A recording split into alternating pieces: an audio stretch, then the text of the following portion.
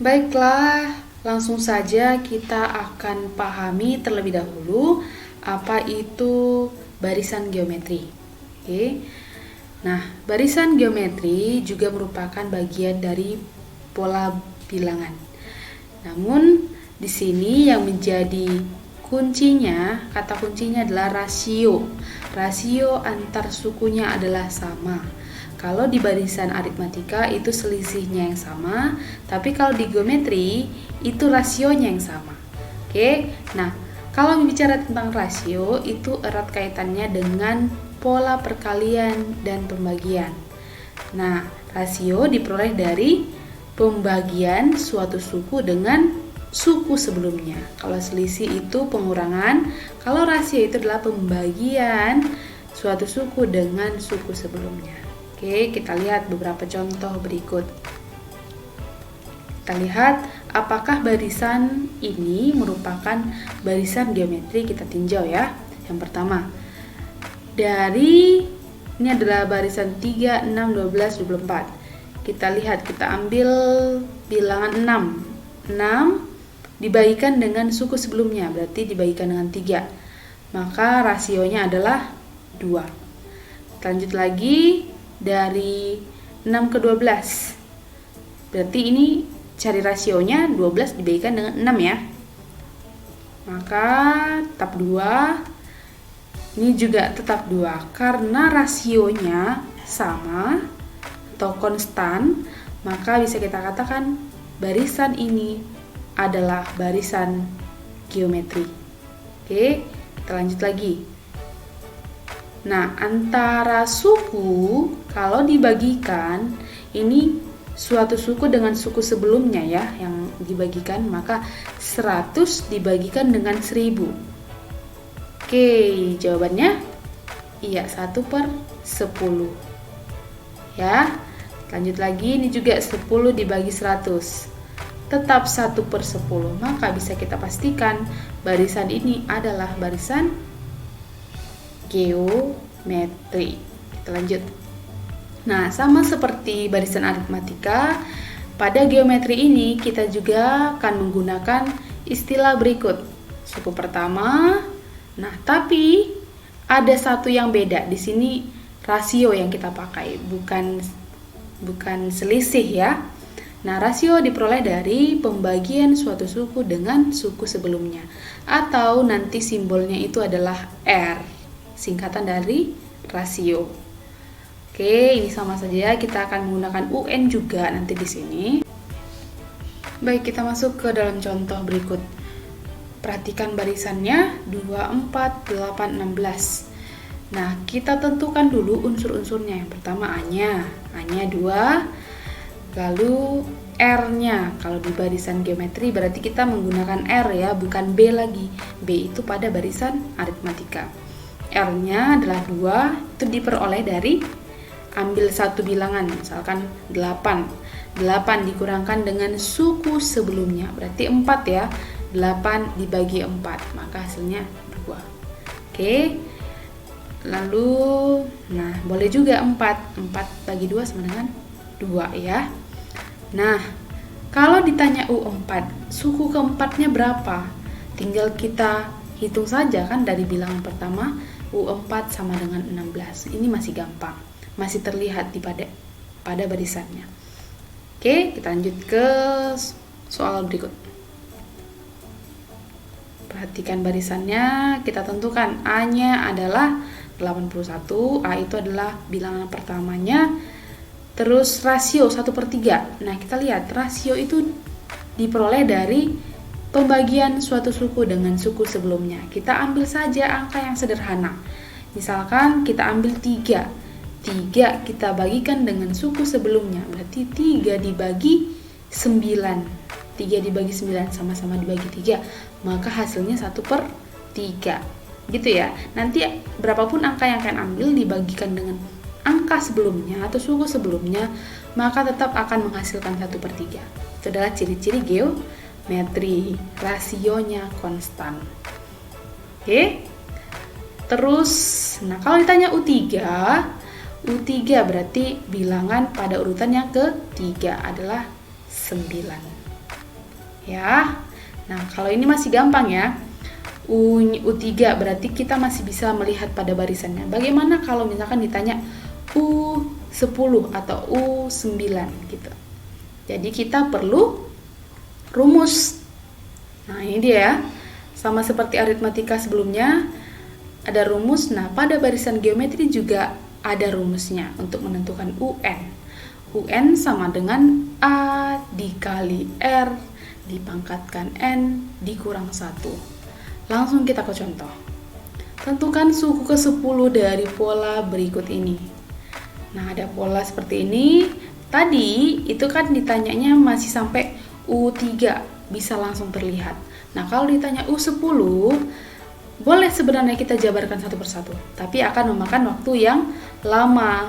Maka kita gunakan rumus supaya mempersingkat waktu untuk mengerjakan soalnya. Kita tentukan dulu ya, A-nya berapa? 2, R-nya 2, dapat dari pembagian suatu suku dengan suku sebelumnya. Kita ambil saja 4 dibagi 2 sama dengan 2. Oke, kita langsung mencari U10-nya. U10 sama dengan, nah tadi kan kita ikuti rumusnya ya, A-nya 2, kita masukkan 2 dikalikan dengan, ya R-nya 2 juga, masukkan 2 dipangkatkan dengan N, kita ganti dengan 10. 10 dikurang 1. Oke, kita lanjut. Nah, kurangkan dulu ya pangkatnya itu ya. Jadinya 2 dikali 2 pangkat 9. Dah. Nah, ingat kembali pelajaran kelas 7. Kalau bilangan perpangkatan dikalikan, maka pangkatnya dijumlahkan. Maka 2 pangkat 9 tambah 1. Ingat, 1 itu diperoleh dari 2. 2 ini kan kalau dia tidak ditulis pangkatnya, artinya dia adalah pangkat 1. Maka tinggal jumlahkan 9 tambah 1. Maka hasilnya adalah 2 pangkat 10. U10 adalah 2 pangkat 10. Nanti bisa dicari ya berapa hasil dari 2 pangkat 10. Paham ya penggunaan rumusnya? Kita lanjutkan lagi soal berikut. Ini tetap yang ditanya adalah U10-nya. Nah, kita tentukan dulu A-nya. A-nya tadi kita lihat saja ya 81. Nah, langsung kita cari U10-nya. U10 sama dengan, masukkan, gantikan A-nya menjadi 81. Nah, R-nya seperti yang sudah kita bahas sebelumnya itu diperoleh dari pembagian suatu suku dengan suku sebelumnya, yaitu 1/3 ya, tadi udah kita cari. Nah, kita gantikan N-nya menjadi 10, karena yang ditanya U10 dikurang 1. Lalu, nah ini dia, 81 dikali 1/3 dipangkatkan 9. Penulisannya seperti itu ya. Lanjut lagi. Nah, 81 itu bisa kita ubah menjadi perpangkatan 3. Nah, jadinya 3 pangkat 4 ya. 3 pangkat 4 sama dengan 81. Nah, ingat kembali pelajaran kelas 7. Kalau bilangan 1/3 dipangkatkan 9, nah kita ganti menjadi bilangan bulat. Ini kan bilangan pecahan tadi. Kita ganti menjadi bilangan bulat. Nah, kalau kita ganti menjadi bilangan bulat, maka pangkatnya berubah tanda menjadi negatif. Itu sama ya. Nah, udah kita lanjut. Maka U10-nya bilangan perpangkatan dikali, maka pangkatnya ditambah. 4 tambah negatif 9. Sama saja dengan 4 kurang 9 ya. Maka kita perolehlah U10-nya adalah 3 dipangkatkan minus 5. Paham sampai di sini? Oke.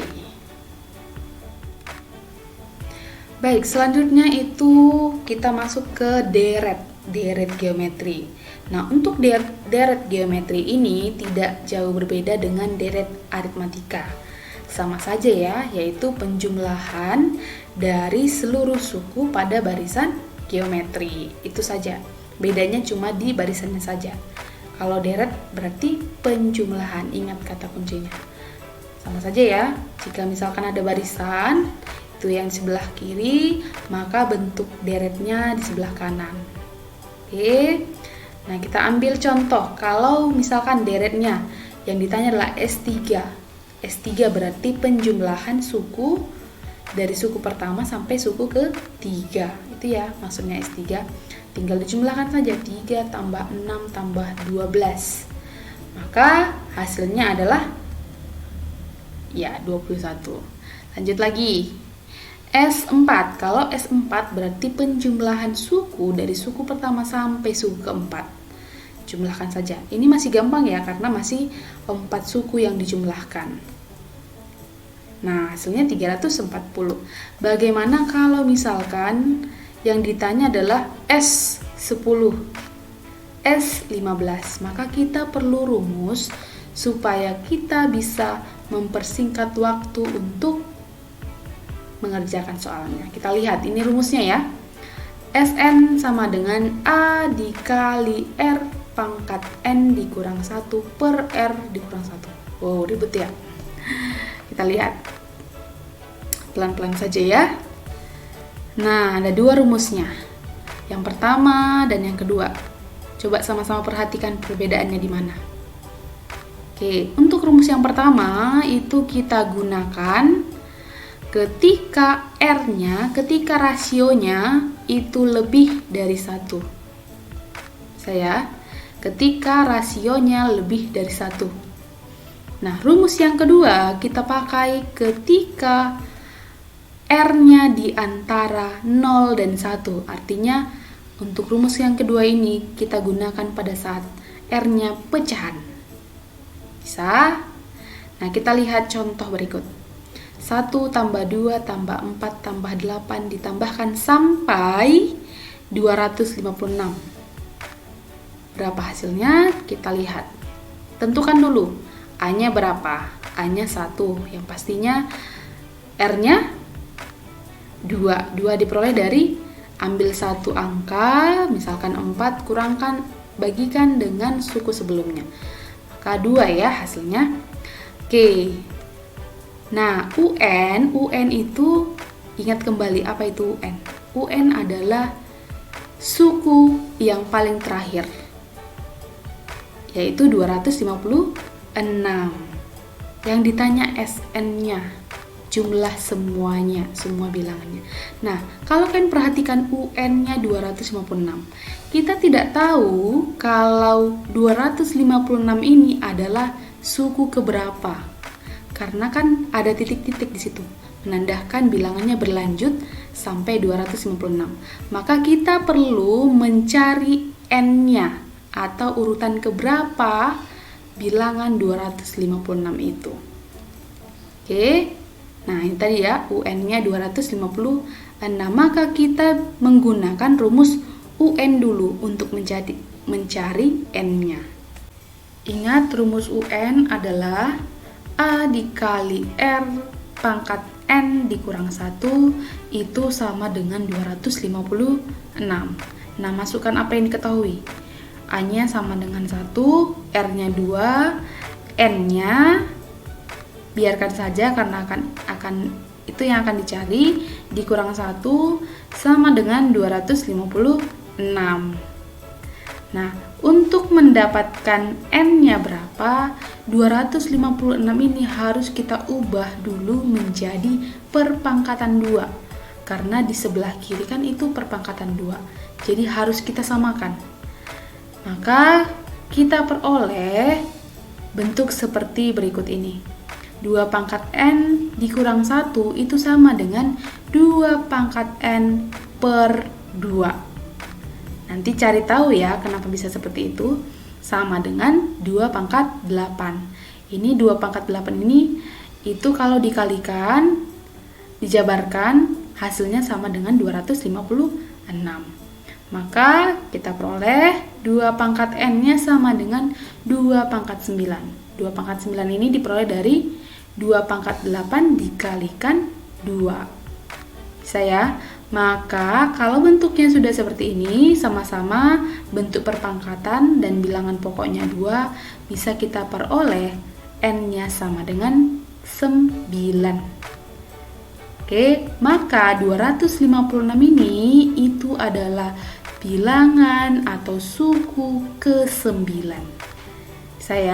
Maka bisa kita cari S-nya. Yang akan kita cari adalah S9-nya. Kita masukkan rumus ya. Yang kita pakai karena R rasionya itu lebih dari 1, maka kita pakai rumus yang pertama. Ya. Kita pakai rumus yang pertama, gantikan semua apa yang diketahui. A-nya 1, R-nya 2, N-nya 9 per 2 dikurang 1. Sama dengan seperti ini ya. 2 dikurang 1 itu penyebutnya sama dengan 1. Maka 2 pangkat 9 boleh nanti dikalikan ya, itu sama dengan 512 dikurang 1. Maka kita perolehlah S9 atau jumlah suku sampai suku ke-9-nya itu adalah 511. Sampai di sini bisa dipahami? Oke, ini harap bisa ya.